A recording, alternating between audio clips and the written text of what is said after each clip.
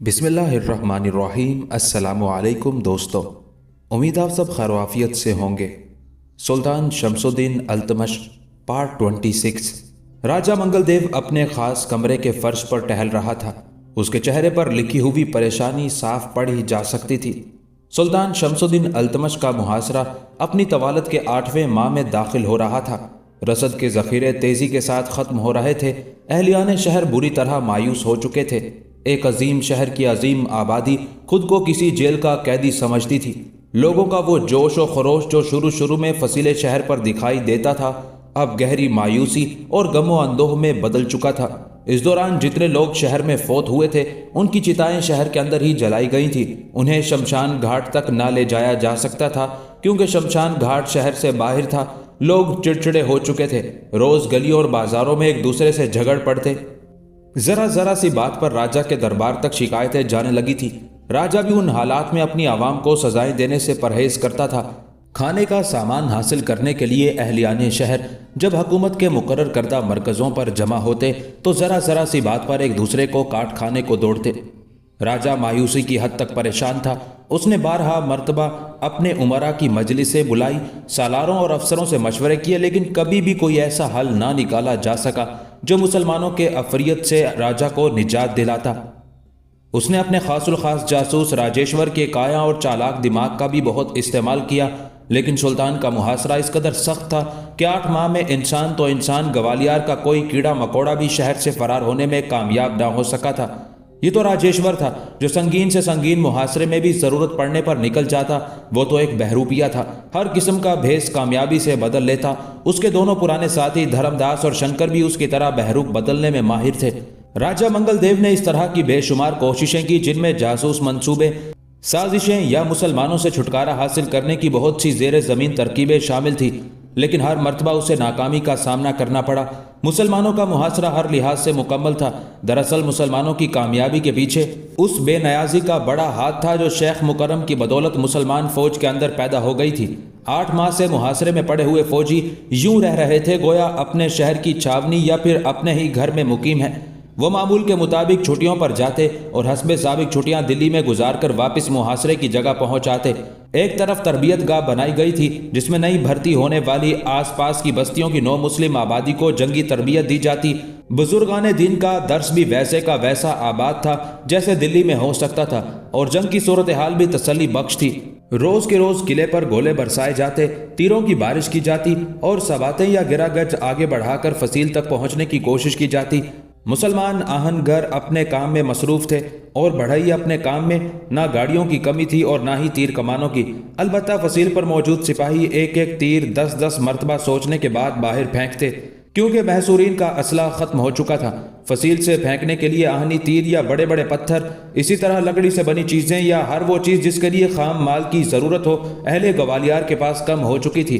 अब तो राजा इस कोशिश में था कि मुसलमान सुल्तान के साथ सुलह हो जाए और सुल्तान शमसुद्दीन अल्तमश बगैर लड़ाई किए ही वापस लौट जाए। वो अपने कमरे के फर्श पर बड़ी बेचैनी के साथ टहल रहा था। उसने राजेश्वर को बुलवाया था और उसी का इंतजार कर रहा था। कुछ देर बाद राजेश्वर आ गया। राजा मंगलदेव ने राजेश्वर की तरफ देखकर कहा, हाँ राजेश्वर, अब क्या कहते हो तुम? तुम्हारी सुल्तान को कत्ल करने की साजिश तो शुरू होते ही नाकाम हो गई। सुल्तान शमसुद्दीन अल्तमश एक अकेले शख्स का नाम नहीं जिसे तुम किसी तरकीब के तहत कत्ल करवा दोगे तो मामला खत्म हो जाएगा। और तो और उसकी बेटी औरत ज़ात होकर भी इतनी काबिल और जंगी अमूर की माहिर है कि वो भी अपनी फौज को लेकर यहीं पड़ी रहेगी। तुम किस किस को कत्ल करवाओगे? अब मैं मजीद इंतजार नहीं कर सकता। देखो, हमारे पास रसद खत्म हो रही है। मुश्किल से 1 या 1.5 महीना मजीद गुजरेगा। इसके बाद तो हमें हर कीमत पर हथियार डालने होंगे, और मैं हथियार डालना नहीं चाहता। इसलिए नहीं कि मुझे अपनी राजधानी का लालच है, बल्कि इसलिए कि जब कोई फौज फातेह की हैसियत से किसी शहर में दाखिल होती है तो उस शहर के जान माल और इज्जत को लूट लेना अपना फर्ज समझती है। मैं नहीं चाहता कि गवालियार को लुटता हुआ देखूं, लिहाजा अब हमें हर कीमत पर सुल्तान को सुलह के लिए मनाना होगा। क्या अब भी तुम मेरी राय से इख्तलाफ करोगे? राजेश्वर ने पूरे ध्यान से अपने राजा की बात सुनी। वो भी उन हालात से परेशान था। حال ہی میں سلطان کو قتل کرنے کی اس کی ایک سازش ناکام ہوئی تھی۔ سلطان کی فوج میں راجیشور کا خاص آدمی گرداس راؤ تھا، جو ترکان شاہ کا منظور نظر تھا اور شہزادہ رکن الدین کا مصاحب خاص تھا۔ اگر راجیشور کی سازش مسلمانوں کے پڑاؤ تک پہنچ جاتی اور وہاں جا کر پکڑی جاتی تو گرداس راؤ کا بھی بھانڈا پھوٹ جاتا۔ یہ سازش تو سادھو بسندر کی حد تک ہی ختم ہو گئی تھی۔ سادھو نے سلطان کو قتل کرنے کے منصوبے میں شامل ہونے سے انکار کر دیا تھا۔ راجیشور کو پتہ چل چکا تھا کہ سادھو بسندر کا ایک شاگرد رگھو مسلمان فوج میں شامل ہو چکا ہے۔ رگھو تو ایک طرف، اسے تو اشوک کی بھی ساری کہانی معلوم تھی، اور جب اسے یہ خبر ملی کہ رگھو نے تو اسلام قبول کر لیا ہے لیکن اشوک ابھی تک ہندو ہے اور ایک ہندو کی حیثیت سے مسلمان فوج میں بطور مسلمان سپاہی ملازمت کرتا ہے، تو یہ جان کر راجیشور کو خوشی ہوئی اور اس نے سادھو بسندر کے ذریعے رگھو اور رگھو کے ذریعے اشوک کو اپنی سازش کا حصہ بنانے کی ترکیب سوچی۔ لیکن سادھو بسندر نے ہی انکار کر دیا تو یہ ساری سازش پہلے ہی قدم پر ناکام ہو گئی، اور اب راجیشور کسی اور طریقے سے اپنی سازش کو پورا کرنا چاہتا تھا۔ وہ سمجھتا تھا کہ اگر سلطان کو قتل کروا دیا جائے تو اس طویل محاصرے کو توڑا جا سکتا ہے، لیکن راجہ منگل دیو کی رائے مختلف تھی۔ اس کا خیال تھا کہ سلطان نہ رہا تو اس کی بیٹی یا کوئی بیٹا یا لشکر کا کوئی سالار بھی کامیابی سے یہ محاصرہ جاری رکھے گا۔ راجہ منگل دیو جان گیا تھا کہ مسلمان فوج میں موجود روحانی پیشوا شیخ مکرم کے ہوتے ہوئے فوج کے بھروسے کو نہیں توڑا جا سکتا۔ راجیشور کچھ دیر تک خاموش کھڑا رہا اور پھر گویا ہوا، راجہ جی، آپ مجھے ایک موقع اور دیجئے، اب میں آپ کی خواہش کے مطابق مسلمانوں کے روحانی پیشوا شیخ مکرم کے قتل کا منصوبہ بناتا ہوں۔ نہیں، تمہارے دماغ کو کیا ہو گیا ہے؟ تم جیسا آدمی بے وقوفی کی بات کرے گا میں سوچ بھی نہیں سکتا تھا۔ تم مسلمانوں کے شیخ کو مارو گے تو ان کے ہر سپاہی کے دل میں انتقام کی آگ بھڑک اٹھے گی اور وہ ہمارے شہر کی اینٹ سے اینٹ بجا دیں گے۔ اب صلح کی بات چیت کے سوا کوئی چارہ نہیں۔ ہمیں کوشش کرنی چاہیے کہ یہ صلح جلد سے جلد ہو تاکہ ہماری رعایا بھوکوں مرنے سے بچ جائے۔ راجیشور راجہ کی بات سن کر شرمندہ ہوا اور خفت بھرے لہجے میں بولا، مہاراج، صلح کی بات بھی تو اب ممکن نہیں رہی۔ کیوں؟ اس لیے کہ اب مسلمانوں کو یہاں بیٹھے ہوئے 8 ماہ بیت چکے ہیں۔ اب وہ شہر میں داخل ہوئے بغیر واپس جانے سے تو رہے، وہ صلح کریں گے بھی تو اس شرط پر کہ وہ شہر میں داخل ہوں گے، اور ایک بار وہ شہر میں داخل ہو گئے تو پھر انہیں لوٹ مار سے کون روک سکتا ہے؟ اور اگر آپ یہ سوچ رہے ہیں کہ وہ شہر میں داخل ہوئے بغیر باہر سے ہی واپس لوٹ جائیں گے تو یہ ایک ناممکن سی بات ہے۔ راجہ بے حد پریشان ہو گیا۔ راجیشور سچ کہہ رہا تھا۔ راجہ نے پھر فرش پر ٹہلنا شروع کر دیا۔ اب وہ بڑبڑا رہا تھا، غلطی ہو گئی، بہت غلطی ہو گئی۔ ہمیں چاہیے تھا کہ شودروں کی تمام بستیوں کو اپنے قابو میں رکھتے، اس کے لیے چاہے ہمیں کوئی سا بھی انتظام یا طریقہ انتظام اپنانا پڑتا۔ اب ہم نے انہیں کھو دیا ہے۔ راجیشور راجہ کی بڑبڑاہٹ سن رہا تھا۔ اس نے کسی قدر ہچکچاتے ہوئے عرض کی، مہاراج، ہندوؤں کی سب سے بڑی کمزوری یہی ہے کہ وہ ذات پات میں پڑھ کر اپنے دیس اور دھرم کے حوالے سے متحد ہو کر نہیں رہ سکتے، اور مسلمانوں کی سب سے بڑی کامیابی یہی ہے کہ وہ ذات پات کو دھرم پر ترجیح نہیں دیتے۔ آپ کو یاد ہوگا کہ میں نے محاصرے سے پہلے یہ مشورہ دیا تھا کہ اچھوت بستیوں کے مکھیاؤں یا سرداروں کو بلا کر انہیں مان سمان دیا جائے، اور کم از کم جنگ کے دنوں تک ہی صحیح انہیں راجہ کے دربار میں نشستیں دی جائیں، لیکن آپ نے مہاراج رنجیت کے مشورے کو ترجیح دی تھی اور اچھوت بستیوں میں ڈرانے دھمکانے یا انعام کا لالچ دینے کا رویہ اپنایا تھا۔ اب آپ دیکھ سکتے ہیں مسلمانوں نے انہیں کوئی انعام نہیں دیا اور نہ ہی ڈرایا دھمکایا ہے۔ مسلمانوں نے انہیں صرف عزت دی ہے جو کسی اچھوت کے لیے غیر متوقع نعمت ہو سکتی ہے۔ راجہ ساتھ کے ساتھ سر ہلاتا جا رہا تھا، گویا اس کی باتوں کی تائید کر رہا ہو۔ راجہ منگل دیو اور راجیشور دیر تک اسی طرح باتیں کرتے رہے۔ ساتھ کے ساتھ راجہ پریشانی کے عالم میں ٹہلتا رہا۔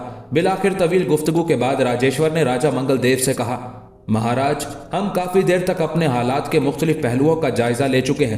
اب تو صرف اور صرف ایک ہی صورت ہے کہ ہم فصیل کا دروازہ کھول کر مسلمانوں سے ٹکرا جائیں۔ اچانک جنگ سے مسلمان بری طرح بوکھلا جائیں گے، وہ پوری طرح سنبھل بھی نہ پائیں گے کہ ہم شہر سے نکلنے والے کسی ایک دروازے اور اس کے راستے کو اپنے قابو میں کر لیں گے۔ اگر ہم باہر کی دنیا سے رابطے کا کوئی وسیلہ پیدا کر لیں تو ہم مسلمانوں سے کبھی شکست نہیں کھا سکتے۔ ہم کوشش کریں گے کہ فوری طور پر کسی ایک سڑک پر قبضہ کر کے مورچے بنا لیں اور وہاں اپنے بہادر سورماؤں کو متعین کر دیں۔ تب مجھے یقین ہے کہ ہم مسلمانوں کو یہاں سے بھاگ نکلنے پر مجبور کر دیں گے۔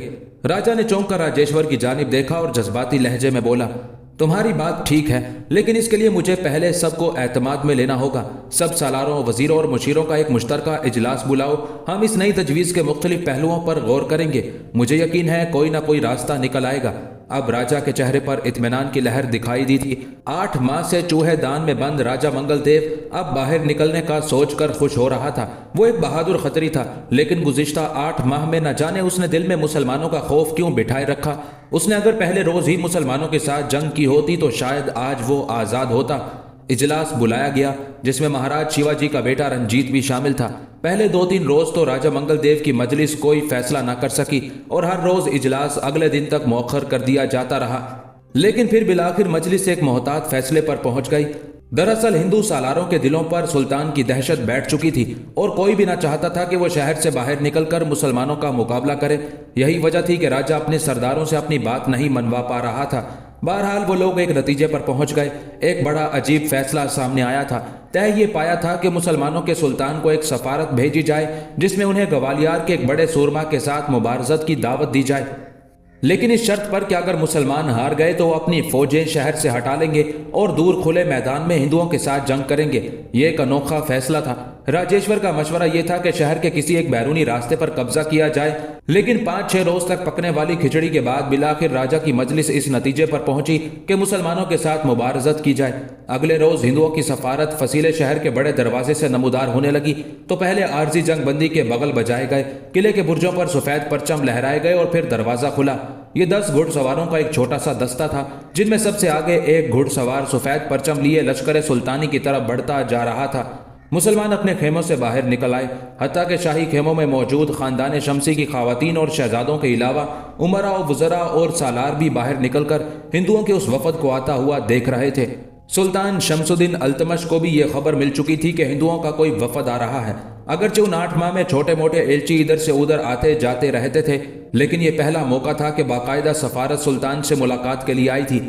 कुछ देर बाद हिंदू वफद के अरकान सुल्तान शमसुद्दीन अल्तमश के 24 दरबार में बैठे अपना मुद्दा बयान कर रहे थे।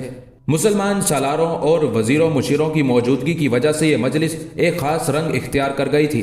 रस्मी आदाब व तकल्लुफात के अमल से गुजरने के बाद हिंदुओं की तरफ से राजेश्वर ने कहना शुरू किया, सुल्तान मुअज्जम, मैं राजा मंगल देव की जानिब से आपकी खिदमत में सलाम अर्ज करता हूँ।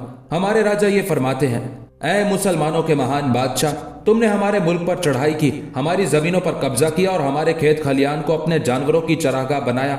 हमने गुज़िश्ता 8 माह में तुमसे कोई तारुज़ ना किया, बल्कि सिर्फ हम तुमसे ये पूछते रहे कि तुमने हमारे मुल्क पर हमला क्यों किया। लेकिन अब हमारे सब्र का पैमाना लबरेज हो चुका है। सबसे पहले तो हम भगवान को साक्षी मानकर तुमसे विनती करते हैं कि तुम अपनी फौज को लेकर हमारे मुल्क से वापस चले जाओ।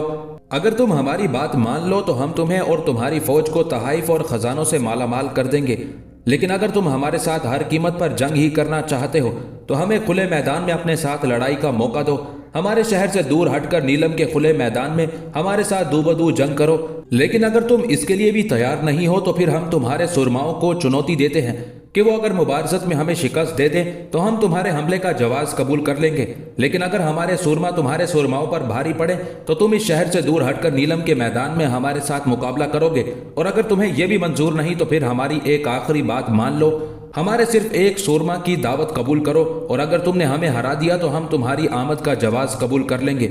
हमारे राजा फरमाते हैं, ऐ मुसलमानों के महान बादशाह, तुम्हारी कौम को बहादुरी का दावा है और दानिशमंदी का भी। अगर तुम बहादुर और दानिशमंद हो तो हमारी इन चारों दरख्वास्तों में से एक कबूल कर लो, क्योंकि हमारे दलाइल माकूल हैं। और अगर तुम हमारी बात नहीं मानोगे तो बेशक तुम हमारे बच्चों को भूखों मारकर हमारे मुल्क पर तो कब्जा कर लोगे, लेकिन तारीख तुम्हें एक जालिम, बेइंसाफ और शफाक बादशाह की हैसियत से याद करेगी। सुल्तान के चेहरे पर हैरत भरी मुस्कान थी। राजा मंगल देव का लहजा सख्त था लेकिन बातें सब नरम थी। सुल्तान ने दिल ही दिल में राजा को दाद दी। यह हकीकत थी कि राजा मंगल देव के तमाम मुतालबात माकूल थे। उसकी हर बात में सदाकत का एक उनसर था। सुल्तान के उमरा अगरचे राजा का तल्ख लहजा सुनकर तैश में आ गए और राजा के एलचियों को कड़वी निगाहों से घूरने लगे, लेकिन खुद सुल्तान अपने चेहरे पर एक मीठी मुस्कुराहट लिए राजा मंगल देव के वजीरों और मुशीरों को देख रहा था। और फिर कुछ देर बाद सुल्तान ने कहा, अगर तुम्हारे सूरमा हार गए तो तुम सिर्फ हमारे हमले का जवाब कबूल कर लोगे। यही कहा ना? तुम्हारे राजा ने यही कहा या मैं गलत समझा हूं? जी हाँ, यही कहा। इसका मतलब यह है कि तुम्हारे सूरमा हार गए तो तुम फिर किला बंद हो जाओगे, शिकस्त कबूल नहीं करोगे। हैरत है, तुम्हारे राजा ने नाइंसाफी का सौदा किया है। यानी अगर हमारे सूरमा मुबारजत में हार गए तो हम मुहासरा तोड़ दें, लेकिन अगर तुम हार गए तो तुम दरवाजा ना खोलो। अजीब सी नाहमवारी है इस बात में। तुम्हारे राजा ने दानिशमंदी और बहादुरी का जो ताना दिया है उसे हम अच्छी तरह समझे हैं। अगर दानिशमंदी के साथ तुम लोग हमसे मामला तय करना चाहते हो तो हम इसके लिए तैयार हैं। तुम अपने दानाओं को ले आओ, हम अपने दानाओं को बिठाते हैं और बातचीत से हम तय कर लेंगे कि कौन गलत है और कौन दुरुस्त। तुम्हारा राजा हमसे जवाब मांगता है कि हमने उसके देश पर हमला क्यों किया। हमने किसी के देश पर हमला नहीं किया। तुम लोगों ने जात पात के नाम पर इंसानियत को दुखी कर रखा है। अछूतों के साथ तुम लोगों का बर्ताव इतना भी नहीं जितना तुम्हारा अपने कुत्तों और घोड़ों के साथ है। अगर कोई अछूत भूले से तुम्हारा कोई मजहबी भजन सुन लेता है तो तुम उसके कानों में पिघला हुआ सीसा डाल देते हो। ये बादशाहों की जंग नहीं, हम इंसानियत की जंग लड़ने आए हैं। चूंकि हम सच्चे हैं इसलिए फतह हमारी होगी। और जहां तक मुबारजत की दावत का ताल्लुक है तो हमें तुम्हारी दावत कबूल है। बेशक तुम हारने पर भी दरवाजा ना खोलना। हमारे बाजुओं में ताकत हुई तो हम खुद तुम्हारी फसीलों को पाश पाश कर देंगे। तुम भी जानते हो कि हमने अब तक जानबूझकर कोई सख्त हमला नहीं किया, लेकिन यह बात सच नहीं कि हम तुम्हारे बच्चों को भूखों मारना चाहते हैं। तुम्हारे पास रसद खत्म हो गई तो हम खुद तुम्हें रसद देंगे। हमारी जंग किसी शक से नहीं है, एक सोच के साथ है, और वो सोच है तुम्हारे काहिनों और पुरोहितों का गलत मजहब। अपने राजा से जाकर कह देना कि वो कोई भी तारीख मुकर्रर करके मुबारजत का ऐलान करा दे और अपने बेहतरीन से बेहतरीन शोरमा को मैदान में ले आए। हम तुम्हारे राजा की शराइत पर ही मुबारजत की दावत कबूल करते हैं। सुल्तान ने बगैर किसी से कोई मशवरा लिए राजा मंगल देव की दावत कबूल कर ली। दरअसल उसे अपने अहले दरबार पर भरोसा था कि वो लोग सुल्तान की बात से इख्तलाफ ना करेंगे, लेकिन उस महफिल में एक शख्स ऐसा मौजूद था जिसके माथे पर शिकनें पड़ गईं और वो था तुर्कान शाह का बेटा शहजादा रुकनुद्दीन। लेकिन वो भी खामोश रहा। सुल्तान की बात ने राजेश्वर को लाजवाब कर दिया और वो मजीद अपने राजा की तरफ से कुछ ना बोला। मजलिस बर्खास्त हुई तो वापस चले जाने से पहले राजेश्वर ने सुल्तान से अर्ज की, सुल्तान मुअज्जम, मुबारजत की तारीख मुकर्रर होते ही आपको इत्तला दे दी जाएगी। अब हम इजाज़त चाहते हैं। और उसके बाद ग्वालियर का सफारती वफद वापस चला गया। इस्लामी फौज के तकरीबन तमाम सिपाही ये सोचकर खुश थे कि चलो सकूत तो टूटा। मुबारजत के ख्याल ने पूरी फौज के दिलों में तजस्सुस की लहर दौड़ा दी थी। ये गोया उनके लिए खेल था, लेकिन ऐसा दिलचस्प खेल जिसे सोच सोच कर मारे खुशी और तजस्सुस के वो उछल उछल पड़े थे। और अब तो शहजादा रुकनुद्दीन भी अपने खेमे में अपने दोस्तों के हमरा बैठा ये कह रहा था कि वो भी इस मौके से भरपूर फायदा उठाएगा। हकीकत में तो वो एक बेहतरीन मुबारिज था, लेकिन माँ के बेजा प्यार ने उसे लाडला कर दिया था। इसलिए उसकी जंगबाजी हमेशा खेलों के मैदान या छोटे छोटे मार्कों तक ही महदूद रही थी। और अब उस बड़े मार्के में अगर वो साबित कर देता कि वो एक बेहतरीन जंगबाज है तो उसकी वली अहदी के आसार मजीद नुमाया हो जाते। उसने अपने एक दोस्त को यह कहकर कि अपनी माँ तुर्कान शाह की जानिब रवाना कर दिया कि वो अजीम जंग की अजीम मुबारजत में हिस्सा लेने वाला है, लिहाजा उसकी फतह के लिए दुआएं की जाएं। यही हालत रजिया की भी थी। वो चाहती थी कि उस मुबारजत में हिस्सा ले और ग्वालियर के सुरमाओं पर यह साबित कर दे कि वो लड़की होकर भी उन पर भारी है। लेकिन सुल्तान की निगाहें सब बड़े बड़े और शुजा सलारों से होती हुई बिलाखिर जमालुद्दीन याकूत हबशी पर जा ठहरती थी। उसका दिल कहता था कि जमालुद्दीन उस मुबारजत में किसी से नहीं हारेगा। लेकिन सबसे अजब कैफियत उन दोनों भाइयों की थी जो चंद माह पहले सुल्तानी फौज का हिस्सा बने थे। रघु ने तो इस्लाम कबूल करके खुद को सच्चे दिल से इस्लाम का शहदाई बना लिया था, लेकिन अक्खड़ दिमाग अशोक अभी तक मुसलमान ना हुआ था। उसका बचपन से ही यही अलमिया था कि वो मजहब और मजहबी पेशवाओं से नफरत करता था। एक बात अजीब थी, वो ईश्वर को मानता था, लेकिन ये नहीं मानता था कि ईश्वर ने जमीन के इंसानों में मजहबी या नस्ली तमीज की है। उस मुबारजत में वो तो सिरे से शरीक ही ना हो सकता था, क्योंकि ये बात तो पक्की थी कि सुल्तान उस मुबारजत में हिंदू सूरमाओं के मुकाबले में सिर्फ मुसलमान सूरमाओं को ही भेजेगा। रघु जो अब नईम था, ये सोच सोच कर मायूस हो रहा था कि वो अभी 9 उम्र है और उसकी तरबियत भी अभी मुकम्मल नहीं हुई। इसलिए वो जानता था कि रईसा सलमा की सिफारिश के बावजूद उसे मुबारजत के लिए नहीं लिया जाएगा। अलबत्ता सुल्तानी फौज के बाद शुजा सालार मुतमईन थे कि वही मुबारजत में हिस्सा लेंगे और हिंदू सूरमाओं को सबक सिखा देंगे। अलगरज पूरे लश्कर में खुशी, दिलचस्पी, शौक और बेपनाह तजस्सुस की एक लहर दौड़ गई। गोया सोए हुए लश्कर में बेदारी और जिंदगी का जोश बहने लगा। उधर अहले ग्वालियर ने यह खबर सुनी तो उनकी भी जान में जान आई। उन्हें भी ऐसा लगा कि अब भगवान कोई ना कोई चमत्कार दिखाएगा। वो मुतमईन थे कि बजरंग बली की कृपा उनके सुरमाओं के साथ है। बड़े बड़े मायानाज और माने हुए योद्धा जंगबाज जोक दर जोक राजा के महल में जमा होने लगे। गोया ग्वालियर शहर में भी जिंदगी की लहर दौड़ गई। हिंदुओं की उधेड़ उम्र औरतें मंदिरों में हनुमान की नजर चढ़ावे और पूजा पाठ में मसरूफ हो गई। बड़े बूढ़े तजर्बाकार सालारों और बहादुर योद्धाओं की तलाश में मगन हुए। दोनों फरीकैन की अफवाज में सुरमाओं के चुनाव का मसला बेपनाह अहमियत इख्तियार कर गया। اسی مسئلے کی وجہ سے راجہ منگل دیو نے جلد بازی پر تاخیر کو ترجیح دی اور اس نے 1 ماہ بعد کی تاریخ کا اعلان کر دیا۔ آنے والے پورن ماشی کے روز لشکر اسلام اور لشکر گوالیار کے مابین مبارزت کی تاریخ مقرر ہوئی۔ دراصل اس تاریخ کا اعلان کرنے میں سب سے بڑا ہاتھ پنڈتوں اور پروہتوں کا تھا، جنہوں نے شبھ گھڑی کی تلاش میں 1 مہینہ بعد کی تاریخ دی۔ اگلے روز مسلمان سلطان کو مبارزت کی تاریخ سے آگاہ کر دیا گیا اور پھر آنے والے کئی دنوں تک مبارزت کے اصول و قوانین، یودھاؤں کی تعداد، نتائج حاصل کرنے کے طریقے اور ہتھیاروں کے استعمال پر دونوں فوجوں کے درمیان خوب تبادلہ خیال رہا اور بالاتفاق رائے یہ طے پایا کہ دونوں طرف سے 10 جنگ باز اس مبارزت میں شریک ہوں گے، ایک کے مقابلے میں ایک۔ جو جنگ باز اپنی شکست تسلیم کر لے گا مد مقابل اسے قتل نہیں کرے گا، اور اگر کسی طرف کے زیادہ جنگ باز جیت جائیں گے تو اسے اس فریق کی فتح سمجھا جائے گا اور مزید مقابلے نہیں ہوں گے۔ لیکن اگر دونوں طرف کے جیتنے والوں کی تعداد برابر ہوگی یعنی 5-5 تو مبارزت کا دوسرا مرحلہ شروع ہوگا اور دوسرے مرحلے کا فیصلہ بھی اسی طریقے سے کیا جائے گا، یعنی اگر کسی فریق کے 3 جنگ باز فتح پائیں گے تو فتح اسی فریق کی سمجھی جائے گی۔ استعمال کیے جانے والے ہتھیاروں میں تیر کے علاوہ باقی سب ہتھیار استعمال کرنے کی اجازت تھی، اور ایک آخری معاملہ یہ طے پایا کہ اگر مبارزت کے دوران کسی ایک فریق کا کوئی سپاہی کسی کو فوری مبارزت کے لیے للکارے گا تو اس کی دعوت رد نہیں کی جائے گی۔ راجہ منگل دیو نے سلطان سے منوا لیا کہ مبارزت کے روز سلطان کا لشکر معمول کا تعرض نہیں کرے گا اور صدر دروازے سے راجہ کی سواری اور محافظ دستوں کو شہر سے باہر آنے کی اجازت دی جائے گی۔ مسلمان فوج صدر دروازے کے سامنے سے ہٹ جائے گی تاکہ راجہ اپنی فوج کے ساتھ صدر دروازے سے باہر آ کر مبارزت کا تماشا کر سکے۔ یہ سب کچھ طے ہونے کے باوجود راجہ منگل دیو ڈر رہا تھا۔ اسے خوف تھا کہ کہیں مسلمان چالاکی سے حملہ کر کے صدر دروازے پر قبضہ ہی نہ کر لیں۔ یہی سوچ کر اس نے مزید انتظامات کیے اور رنجیت کے 4000 سپاہیوں کو صدر دروازے کے برجوں پر اس طرح متعین کرنے کا فیصلہ کیا کہ ان کے تیروں کی زد سے کوئی ایک مسلمان سپاہی بھی باہر نہ ہو۔ دونوں فوجوں کے درمیان تیزی سے تیاریاں ہونے لگی۔ مبارزت کی یہ خبر جنگل کی آگ کی طرح دور دراز کے شہروں تک پھیل گئی اور دور دراز کے لوگ پورن ماشی کی تاریخ سے پہلے ہی یہ عجیب جنگ دیکھنے کے لیے چل پڑے۔ دن گویا پر لگا کر اڑنے لگے اور وقت گزرنے کا پتہ ہی نہ چلا۔ دیو مہاکال کے مندر میں بھی آج کل ہر ایک زبان پر اسی مبارزت کا ذکر تھا۔ روپا تو کئی مرتبہ گوالیار جانے کی بھی ضد کر چکی تھی۔ وہ کافی تیز اور چالاک تھی اور سمترا کی بچپن کی سہیلی ہونے کے باوجود سمترا سے یکسر مختلف ذہن کی مالک تھی۔ روپا نے ضد کی لیکن اسے اجازت نہ ملی، بلکہ کسی کو بھی گوالیار جانے کی اجازت نہ مل سکی۔ مہاراج کا کہنا تھا کہ گوالیار شہر کے باہر مسلمانوں کا محاصرہ ہے، لہٰذا دیو مہاکال کا کوئی فرد یہ مبارزت دیکھنے کے لیے نہیں جا سکتا۔